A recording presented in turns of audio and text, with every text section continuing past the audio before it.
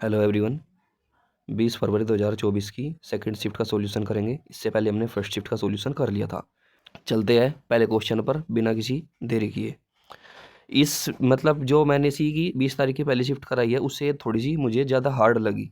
इसमें लगभग अगर उसमें एक दो क्वेश्चन हार्ड था, इसमें 4 क्वेश्चन के करीब हार्ड है। ठीक है, ध्यान से देखना। एक व्यापारी अपने सामान को क्रय मूल्य से 50% अधिक अंकित करता है और 20% की छूट देता है। देखो, मान लो 100 रुपये की कोई चीज़ थी, कॉस्ट प्राइस 100 रुपये था। उसने क्या किया, उस पर 50 रुपये ज़्यादा छाप दिया, 50% अधिक अंकित कर दिया, यानी कि मार्कअप प्राइस 150 रुपये छाप दिया। हमेशा छूट इसी पर दी जाती है, मार्कअप प्राइस पर। तो उसने कितने दी, 20% की छूट। 150 का 20% निकालना है। देखो 150 का 10% ऐसे होता है। देखो जल्दी से परसेंट निकालना सीख लो। ये 150 अपने आप में 100% है। अगर मैं इसकी एक जीरो खा जाऊँ, इसकी एक जीरो खा जाऊँ, तो ये आ जाएगा 15-10% का मान। ठीक है, और अगर मैं यहाँ पर पॉइंट लगा दूँ इन दोनों के बीच में, तो 1% का मान, इस तरीके से। तो 10% का मान 15, तो 20% का मान कितना, 30। तो 30 रुपये की छूट दे दी। ठीक है, माइनस 30 रुपये की छूट दे दी, तो 120 रुपये की बिक गई वो चीज़। सेलिंग प्राइस 120 रुपये। तो बात खत्म। यही पूछ रहा था कितने प्रतिशत का लाभ हुआ। 100 की चीज़ 120 में बेची, 20% का लाभ हुआ। खत्म। आगे चलते हैं। ये क्वेश्चन देखो, 5 संख्याओं का औसत 32 है, एक संख्या हटा दी जाए तो औसत 28 रह जाता है। देखो मेरे भाई, ये 5 संख्याएं है, इनका औसत 32 है, 32 है। ठीक है, बोल रहा है एक संख्या कम कर दी, यानी कि संख्या रह गई अब जो 4, और औसत भी घटकर रह गया 28। अब इनकी गुणा मत करने लग जाना, देखो दिमाग से।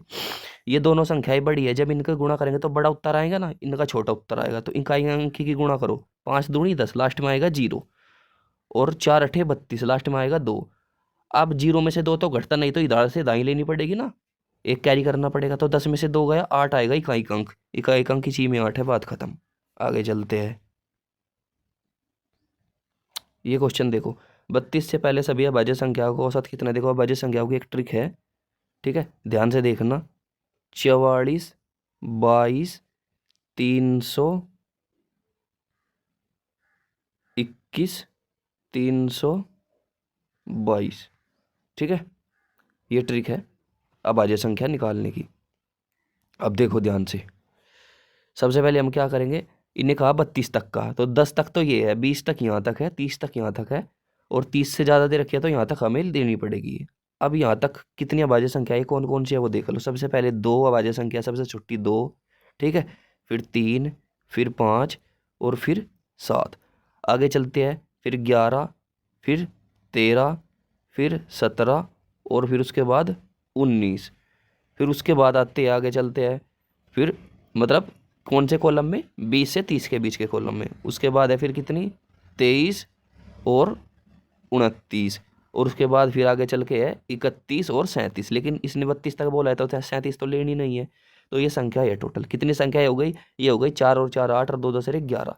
टोटल है 11 संख्याएं। अब इनको सबको जोड़ करके और 11 से भाग दे देना, आपका औसत आ जाएगा। जोड़ लो इनको। जोड़ना कैसे होता है, देखो एक एक करके मत जोड़ना, ठीक है, नहीं तो आप बिल्कुल कक्षा 2 के बच्चे लगोगे।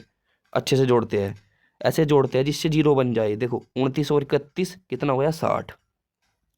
23 और 7 30। ठीक है, 60 और 30 90 हो गया। 17 और 13 30, 90 13 90 30, 120 हो गया। 120, 19 और 11 कितने हो गए, 30। 120 30 150, 150 और 10 ही 160। 160 हो गया जोड़ करके। कितनी संख्या थी, 11। भाग देंगे, और औसत निकालने के लिए 11 संख्या है ना, नंबर से भाग देते हैं, तो 11 एकम 11। ठीक है, आगे बचा कितना, 5। तो 11 चौक 44, 14 बार जाएगा, आगे निकालने की जरूरत भी नहीं है, 14 सिर्फ इसी में है शुरू में। ठीक है, आगे चलते हैं। ये क्वेश्चन देखो, 3 नोटबुक और 6 पेन का मूल्य 3000 रुपये है। उतने ही पैसों में एक व्यक्ति एक नोटबुक और 12 पेन खरीद सकता है। अच्छे लेवल का क्वेश्चन है। देखो 3 नोटबुक और प्लस 6 पेन का मूल्य कितना है, 3000 रुपये। और एक नोटबुक और 12 पेन का मूल्य कितना है, ये भी इतना ही है, 3000 रुपये। अब एक बात बताओ मुझे तुम, मेरी यहाँ से 2 नोटबुक कम हुई और यहाँ से 6 पेन बढ़ गए, यानी कि 2 नोटबुक मुझे कम मिली, लेकिन एकदम से क्या हुआ, 6 पेन मुझे एक्स्ट्रा मिल गई। 6 पेन मुझे एक्स्ट्रा मिल गई। तो एक नोटबुक की वैल्यू किसके बराबर है, एक नोटबुक की वैल्यू किसके बराबर हो जाएगी, 3 पेन के। यानी कि अगर मैं एक नोटबुक खरीद रहा हूँ कम, तो मुझे 3 पेन फालतू मिल रहे हैं। तो एक नोटबुक जितने रुपए की है उतने ही रुपए के 3 पेन है। ठीक है, इस तरीके से समझो बात को। अब एक बात बताओ मुझे तुम, जब एक नोटबुक 3 पेन के बराबर है तो यहाँ पर 3 नोटबुक है तो 3 तिया 9, 9 पेन के बराबर इनका मूल्य हो जाएगा, सीधी सी बात है। यानी कि 9 पेन ये और 6 पेन ये 15 पेन हो गई। तो 15 पेन का मूल्य कितना ये रहा, 3000 रुपये। यही तो पूछा था, 15 पेन खरीदना चाहता है कितने रुपए देने पड़ेंगे, 3000 रुपये, बात खत्म। देखो हार्ड क्वेश्चन था ये, अगर आप इसे इस तरीके से नहीं करते और किसी और तरीके से करते तो काफ़ी टाइम आपका खर्च हो जाता। ठीक, तो थोड़ी सी दिमाग का यूज किया करो, अप्रोच लगाना सीखो।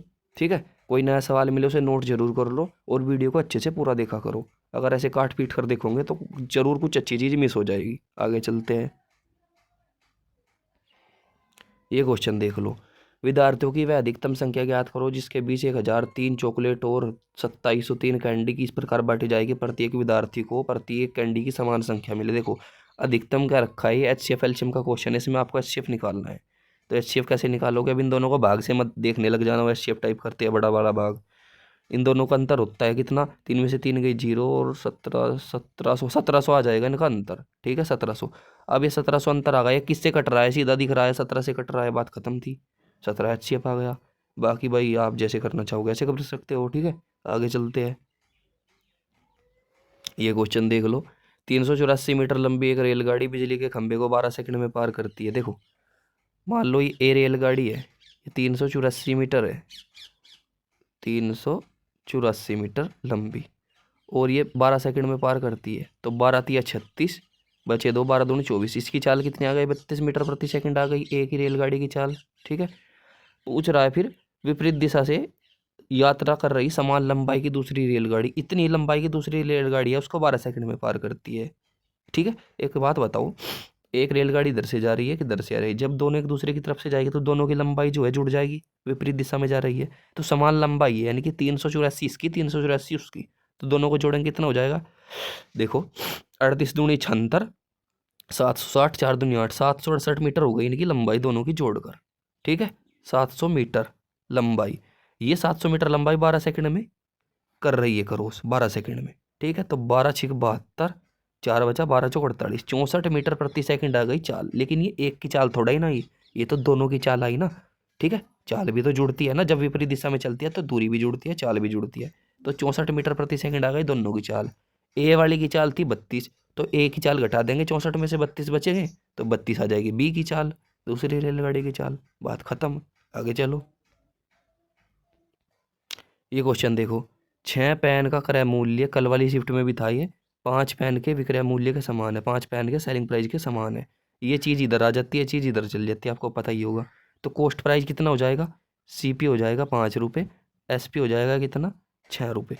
ठीक है, तो 1 रुपये का लाभ हो गया, सीधी सी बात दिख रहा है हमें, 1 रुपये का लाभ होगा। कहीं पर कॉस्ट प्राइस पर होता है लाभ और हानि 5 रुपये पर, और परसेंट निकाल लिए के लिए गुणा 100, 20 बार कटेगा ये। ठीक है, 20% आपका आंसर लाभ हो जाएगा। आगे चलते हैं, ये क्वेश्चन देख लो मेंसुरेशन का 3D का। ठीक है, 70 सेंटीमीटर आधार की त्रिज्या और 14 सेंटीमीटर ऊंचाई वाले बेलन का वक्र पृष्ठीय क्षेत्रफल कितना है। देखो बेलन ऐसा होता है, ठीक है, ऐसा इस तरीके का, इसका वक्र पृष्ठीय क्षेत्रफल पूछ रहा है। वक्र पृष्ठीय क्षेत्र मतलब इसकी चारों साइड होगा। ठीक है, वक्र पृष्ठीय क्षेत्रफल उसे कहते हैं। ये चारों साइड में अगर मैं इस पर पेंट कर दूँ तो देखो इसका वक्र पृष्ठीय क्षेत्रफल का फॉर्मूला होता है 2πr/h। ठीक है, सिंपल है, पुट करके देख लो कैसे करोगे। देखो 2 गुणा 22/7 गुणा रेडियस कितनी है आपकी 70 गुणा हाइट कितनी है आपकी 14, 7 से काटेंगे 2 बार जाएगा 14। ठीक है, ये आ जाएगा यहाँ पर 70 दूनी 140 दूनी 280, और इसमें से भी 11 गुणा 2 हो जाएगा ना, 11 गुणा 2 गुणा 280, यानी कि हो जाएगा 11 गुणा 28 दूनी 56, 560। इनकी गुणा करोगे तो आपका आंसर मिल जाएगा। लेकिन मैं कहूँगा ऐसे नहीं करना है। ठीक है, मैं एक निंजा टेक्निक आपको बता रहा हूँ। सबसे पहले आप वो अप्लाई करके देखना, अगर वो अप्लाई होती है तो ठीक है, नहीं होती है तो जाने दो। देखो जिस भी सवाल में आपको पाई का मान दिखाई दिए मेंसुरेशन 3D के सवाल में, जैसे इसी में पाई का मान है, ठीक है, तो ये जो 11 22/2 है, इसके फैक्टर करे जब 22 के हमने तो 11 गुणा 2 आई। ठीक है, यानी कि 11 का फैक्टोरियल आपका आंसर में होना चाहिए जरूर, क्योंकि ये उससे प्रभावित पूरा करता है। तो ऐसा ऑप्शन ढूंढा करो जो 11 से कट जाए। देखो ये 11 से नहीं कटता, ये 11 से नहीं कटता, आपने विभाज्यता के नियम पढ़े भी होंगे, ये भी 11 से नहीं कटता। ये ऐसा है जिसमें 6 और 6 12 और ये जो 1 है बीच का इसे घटा देंगे, ठीक है भाई। एक साइड 12 हो जाएगा, एक साइड 1 हो जाएगा, दोनों का अंतर कितना है 11, जो 11 से कट रहा है, तो यही आपका ऑप्शन हो जाएगा, ठीक है। मैं ऐसा ही करता हूँ, मैं कभी भी, मुझे मतलब लगाना ही नहीं पड़ता फार्मूला, ठीक है। 30% सवाल मैंने आंसर में 3D में ऐसे हो जाते हैं जो इसी से हो जाते हैं। आगे चलते हैं, ये क्वेश्चन देख लो। एक मेज का सेलिंग प्राइस विक्रय मूल्य दे रखा है, ये लाभ दे रखा है 25% का, उस पर लाभ हो 25% का मतलब कितना होता है 1/4, यानी कि 4 रुपये की चीज़ हमने 5 में बेच दी, ठीक है। 4 रुपये की चीज़ हमने कितने में बेच दी 5 में। अब एक बात बताओ, ये 5 रुपये में बेची ना, मतलब सीधी सी बात है, तो इसका मान 5 के बराबर हो गया। 6875 का मान किसके बराबर है 5 के, रो में 4 का ज्ञात करना है मान, तो 5 से काट लो, 5 एकम 5, 5 तिये 15, 5 सत्ते 35, 5 पंजे 25, 1375 की गुणा आपको 4 में करनी है, ठीक है। 13 चौका 5200 होते हैं, और 75 चौका कितने होते हैं 300, तो 5200 300 5500, ठीक है। आगे चलते हैं, ये क्वेश्चन देखो। 5 वर्षों के लिए साधारण ब्याज धनराशि का 2/5 है। मैंने कल भी बताया था 2/5 में होता है, ये बेस होता है, ठीक है, मेन यानी कि मूलधन। तो मूलधन 5 था, गुणा दर आपकी दे नहीं रखी, गुणा टाइम 5 साल का बटे 100 बराबर ब्याज कितना मिला 2 रुपये का, ठीक है। अब तो कर ही लोगे, गुड़ शक्कर बेच रहा है बाहर ठीक, उस पर ध्यान मत दो, मेरी बात पर ध्यान दो अरे चला जा यार, 5 पंजे 25 हो जाएगा ये, ठीक है। तो आर कितना आ जाएगा 100 दूनी 200, 200 को भाग दोगे आप 25 से, तो 25 अठे 200, 8%। आगे चलते हैं,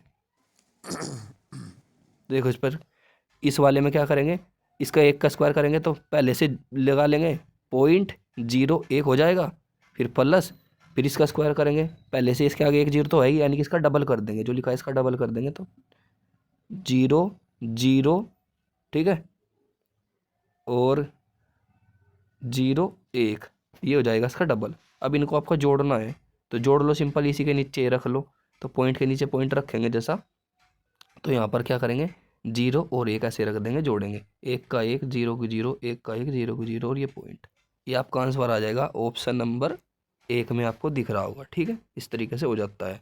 आगे चलते हैं, ये क्वेश्चन देख लो। एक्स का 45% वाई के 15% के बराबर है, तो काट लो, 5 से कटेंगे, 5 नम 45, 5 तिये 15, ठीक है।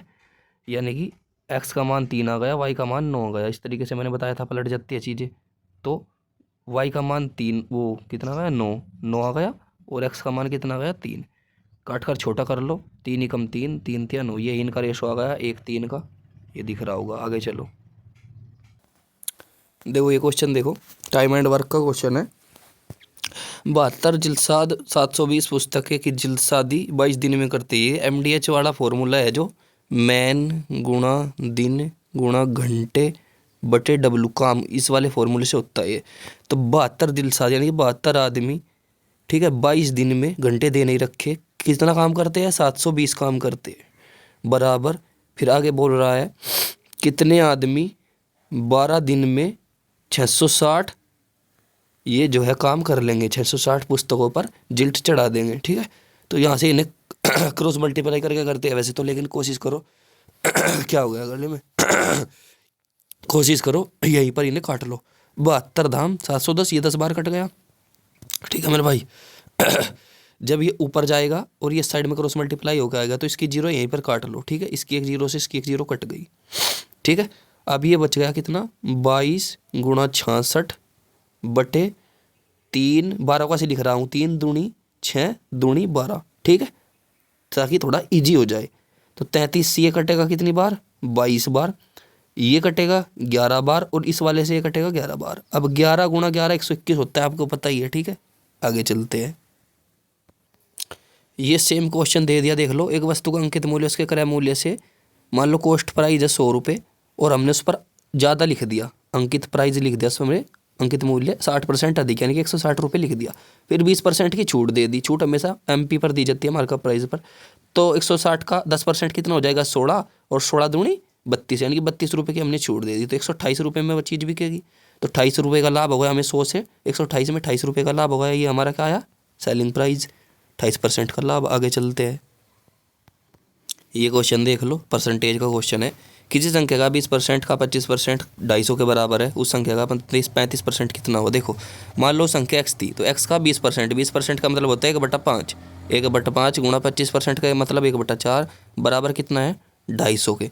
ठीक है, तो x का मान कितना आ जाएगा निकल करके, x का मान आ जाएगा, नहीं को संख्या कितनी आ जाएगी 25 की गुणा यहाँ कर लेंगे 5 चौक 20 में, तो 20 में 25 की गुणा कर लेंगे 25 दूनी 50, 5000 आ जाएगा ये। ठीक है, 5000 आ गई वो संख्या। 5000 का 35% निकालने को कहा था, 35% ऐसे निकाल लो, 2 0 2 0 कट, 35 की गुणा कर लो 50 में, तो 35 0 0 और 35 पंजे कितने होते हैं 175। ठीक है मेरे भाई, 1750। आगे चलते हैं, ये क्वेश्चन देख लो। 9000 रुपये का 80% वार्षिक दर से चक्रवृद्धि ब्याज अर्धवार्षिक रूप से संयोजित है, तो 12 महीने का चक्रवृद्धि ब्याज कितना होता है। देखो जब अर्धवार्षिक देता है तो उसका मतलब होता है साल के 2 हिस्से करने हैं। ठीक है, 2 का मतलब इसमें इंपॉर्टेंट होता है ज़्यादा। तो रेट को आपको क्या करना है 2 से भाग, और टाइम को क्या करना है, टाइम को करना है 2 से गुणा। ठीक है मेरे भाई, तो रेट को 2 से भाग कर देंगे तो रेट कितनी रह जाएगी 40%, और टाइम 1 साल का दे रखा है 12 महीने, यानी कि 1 साल, उसका 2 से गुणा करेंगे तो 2 साल का टाइम। अब मैंने बताया था कंपाउंड इंटरेस्ट का एक फॉर्मूला होता है R+R+R²/100। 2 साल के लिए निकाल दे लगा दे करो, आपकी कंपाउंड इंटरेस्ट की दर निकल करके आ जाएगी। तो 40 और 40 कितना हो जाएगा यहाँ पर 80। ठीक है, 80 और 40 का स्क्वायर करेंगे 1600, 1600 को 100 से भाग देंगे 16 और आ जाएगा, तो 80 16 96, यानी कि 96% आपका निकल करके आ गया। कितना 96%। सीधी सी बात है, अब आप 9000 का 96% तो निकाल ही सकते हो भाई। 9000 की 2 0 तो 100 से कट जाएगी, बचा 90, 90 की गुणा आपको 96 में करनी है। ठीक है, इतना तो कर ही सकते हो यार। ठीक है, आपका आंसर आ जाएगा। आगे चलो, ये क्वेश्चन देखो। P/Q/R का रेशो दे रखा है 2/3, 3, इसके नीचे 1 लगा लो, कल जैसा सवाल है बिल्कुल ये। ठीक है, ताकि सेम सेम से हो जाए। अच्छा रही, अब तीनों का एलसीएम नीचे आ गया 3। देखो अब 2, ठीक, 9 और 1, ये इनका नया रेशो आ गया, तो इस रेशो में बटे। ये तो सिंपल सवाल है, सबको ही आता होगा। ठीक है, 12 आ जाएगा इनको जोड़ करके, तो 12 की वैल्यू कितनी दे रखी है 8400 के बराबर। 12 7 84, 1 का मान कितना गया 700। आर का पूछा था, आर का मान कितना है 1, तो 700 रुपये आ गए। ठीक है, आगे चलते हैं। देखो एक गोले की त्रिज्या में 50% की वृद्धि की जाती है, गोले का आयतन में कितने प्रतिशत की वृद्धि हुई। देखो गोले का आयतन का फॉर्मूला होता है 4/3 पाई r⁻3।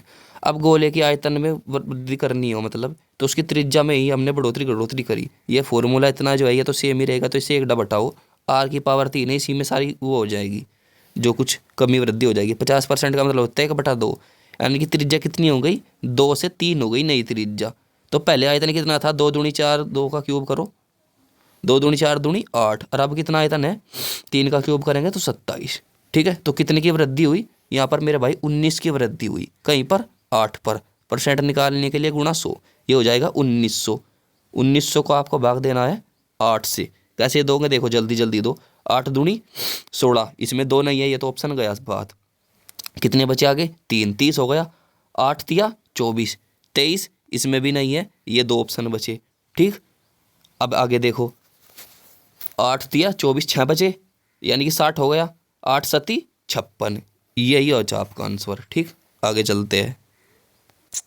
ये देखो दो संख्याओं का एलसीएम एचसीएफ का क्वेश्चन है। दो संख्याओं का गुणनफल 720 है, महत्तम समवर्तक 4 है, लघुत्तम कितना होगा। देखो फॉर्मूला होता है एलसीएम गुणा एचसीएफ बराबर पहली संख्या गुणा दूसरी संख्या। ठीक है, तो दो संख्याओं को गुणनफल दे रखा है कितना यहाँ पर 720, और एचसीएफ दे रखा है 4, ये हमें निकालना है। ठीक है, तो इस 4 से यहाँ पर आकर भाग दे देंगे, 4 से भाग देंगे कितना आ जाएगा 180। 18 चौको 72 होते हैं ना, तो 180 बार कटा गया, तो एलसीएम कितना गया 180। बात खत्म, आगे चलते हैं। ये क्वेश्चन देखो टाइम एंड वर्क का है। स्वप्निल 16 दिनों में एक सोफा बनाती है। ये स्वप्निल है, स्वप्निल, ये स्वप्निल 16 दिनों में एक सोफा बनाती है। और रेवती, अगर रेवती और स्वप्निल दोनों मिल जाती है तो 128/17 दिन में सोफा बनाती है। तो पूछ रहा है यदि रेवती अकेले काम करे तो पूरा कितने दिन में कर लेगी। तो इन दोनों का सबसे पहले एलसीएम लेंगे। ठीक है, एलसीएम जब बटे में ऐसा आ जाता है ना, तो ऊपरली वाली संख्या का लिया जाता है 128 का, और इसका 16 का लेंगे, तो 16 8 128 होता है, तो 128 ही एलसीएम आ जाएगा। ठीक है, तो यहाँ पर 128 आ जाएगा, 16 8 128। अब 128 से 128 को भाग देंगे तो 1 आएगा, उसे 1 की 17 में गुणा कर देंगे तो 17 आ जाएगा। ठीक है, यानी कि रेवती जो स्वप्निल है वो तो अकेली करती है, 8 दिन में, सॉरी 8 काम एक दिन में, एफिशिएंसी आ गई ना, ये टोटल वर्क आ गया। तो 8 काम रोज करती है स्वप्निल और दोनों मिलकर करती है 17 काम। तो 8 में से 17 में से 8 घटा दो, कितना बचा? 9।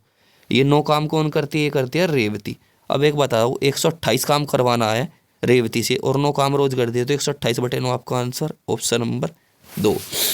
ठीक है, तो इस तरीके से करना था। वीडियो पसंद आई हो तो लाइक कर लेना, सब्सक्राइब जरूर कर देना और कमेंट जरूर किया करो। ठीक है, आपको अच्छी लगी बुरी लगी अपना रिस्पॉन्स जरूर दिखाया करो। Thanks for watching.